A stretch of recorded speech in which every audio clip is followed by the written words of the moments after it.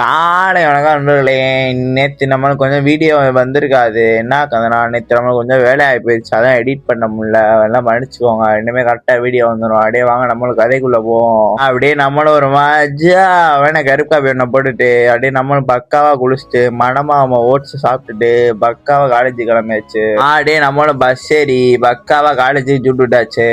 அப்படியே நம்மளும் ஒரு 1:30 போல கிளாஸ் எல்லாம் முடிச்சுட்டு பஸ் ஏறி வீட்டுக்கு சுட்டுட்டாச்சு. வீட்டுக்கு வந்தா மனமான சாப்பாடு, அதை அப்படியே மனமா சூற விட்டுட்டு அப்புறம் ஒரு குட்டி தூக்கத்தை போட்டு இருந்துச்சா 4 மணி.